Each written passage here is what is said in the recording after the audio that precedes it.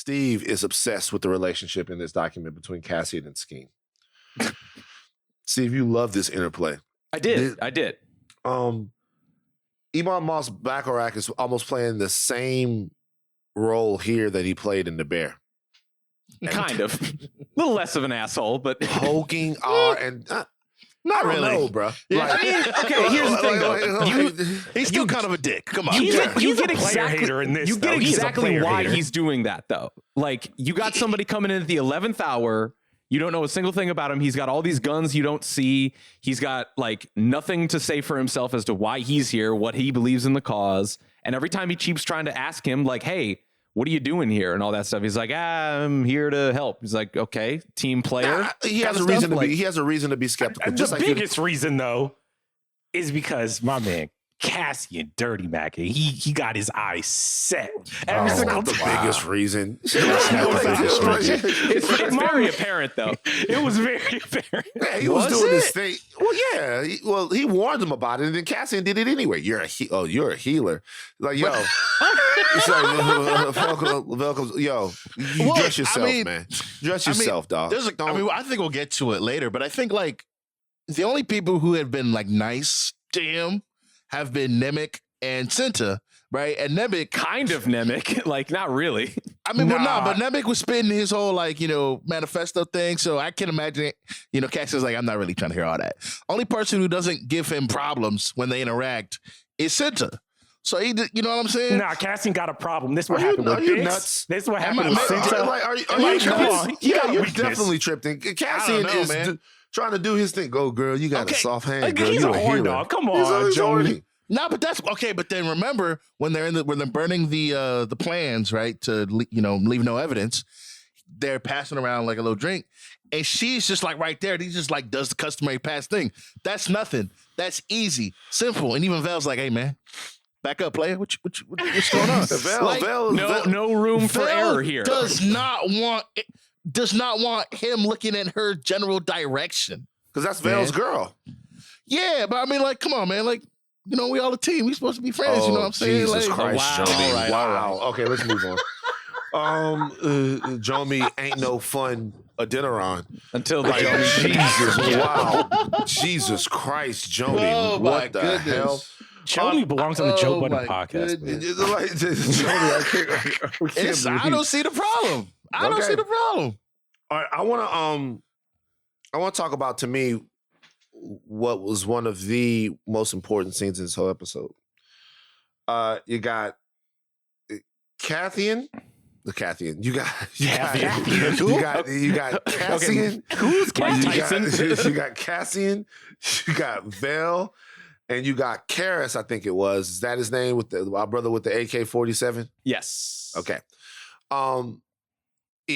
And we realize why Luthen needed Cassian as part of this group. They were not going to be able to do this without Cassian Andor. They weren't. There were things that they were just winging it on. They didn't have some of the skills, some of the expertise. Cassian's life experience is integral to this mission. He's refining them. When they're talking about the weight of the getaway vehicle and they don't know how to calculate the weight, they don't know how to get it up in the air, they were going to wing it. I watched that scene 3 different times. And that is so brilliantly played by Diego Luna. He was like, yo, if I wasn't here, how are you going to figure it out?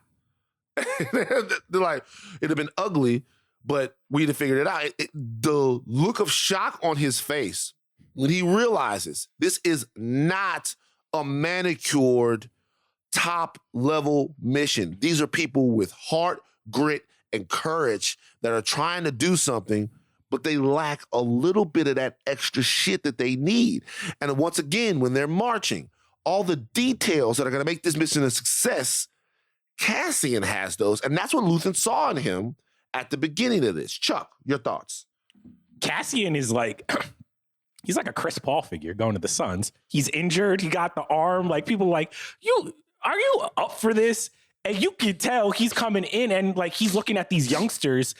They have They have it. They believe in something. They believe in this thing that's larger than them, but they don't have any of the active skills to pull this off. And that's what I think is so beautiful, is that like even at the end, Luthen is worried because Cassian is a loose end. He's like, Vel is the only one, and now he's introduced another. But I think what is so genius about Cassian's role in this episode is he's teaching them to think about things that they are not even ready to. Like when he's like, when Vel asks him, what's the arm that everybody shoots with? Cassian's probably known that from the minute he met everyone. They're not even thinking on this level tactically. And that is what I love, especially since this is the second episode before the heist, because you know what happens in any heist movie. Everything that could go wrong does go wrong. Absolutely. So, that's what, and I think Cassian knows that. Right, and you keep having to learn on the fly, but they were pre-fucking up. Yeah. Yeah, Steve, you want to get in there? I can tell you. No, yeah, chomping at the bit.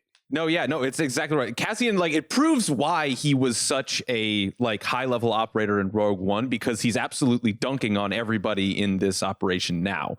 He thinks about everything, and like even when it comes to like the old technology that they're using for like the trackers that they're having, and then the old comms that they're having, like they argue that it works better, but he can't quite figure out why they would actively choose to use something old if he knows that it could work better. Every time that he's using something as instruction, or like the fact that they should switch sides, knowing everybody's left hand, people automatically take that as distrustful. They treat him as somebody that's not to be exactly understood because nobody thinks like that. And when it comes to him revealing why he's there, for the most part, it makes entire sense to them, but it also feels like an affront to why everybody else is there in the first place. And knowing that all that they have to think about is the cause, all they have to think about is why they're there. Cassian has another way of looking at all of this, because he's like, okay, you need to be here. If you want to stay here, get out alive, which is why my favorite interaction is with him and Skeen, where he's like, my goal is to get out of here alive and win.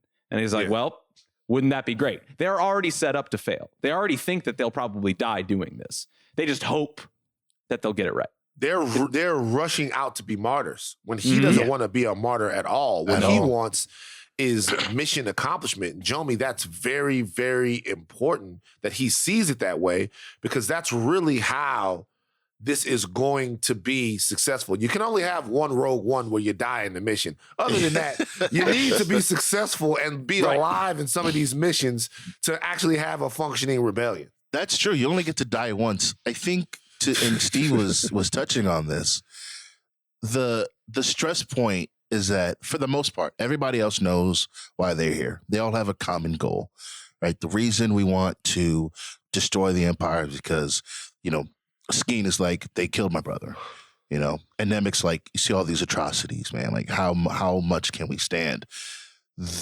Even we'll talk about Lieutenant Gorn's story a little bit later about why he's involved. They don't know why Cassian is involved. They've got no idea. How can you trust somebody to die for this rebellion if you don't know why they're here? And so it's such like an interesting thought experiment. We're all here, like, we're all in a group, What are your motives? You don't go rob the Empire for fun. That's not something you do. You don't just do that on a holiday. You know what I'm saying? And so for the episode to touch on that and have that be the central sticking point in that group, was just a genius choice. Just well done. Oh, can I just say what I think is actually genius about this episode is, what is it called? It's called The Axe Forgets. Because Skeen says the axe forgets, but the tree remembers. What is an axe? That's the Empire. The axe is a tool. The tree is nature. Nemec says later, we've grown reliant on Imperial tech and made ourselves vulnerable. There's a growing list of things we've known and forgotten, things they pushed us to forget, things like freedom. So when Skeen is talking about his brother having those pepper trees, it's a symbol of freedom is something that we're all innately born with. We're free. society, the empire, all of these things chain us, imprison us. And everybody here knows deep down emotionally that they should be free. They know deep down that something is not right with the galaxy. That's all that they can really, really cling on. And this episode is interrogating so much. How do you get people that intrinsically know that something is wrong to learn what it is, to point that out, to be like, okay, this is actually what we're fighting for. It's not something nebulous.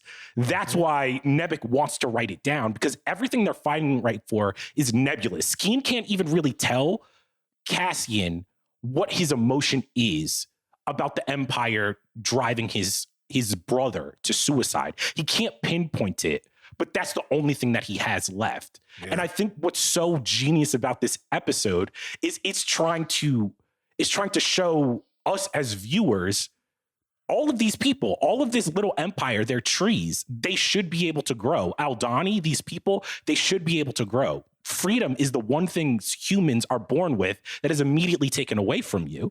And what I love about this episode is it's interrogating, how do you learn to recognize that? And how do you learn to take action upon that? And that's what Nebek is trying to do with his manifesto.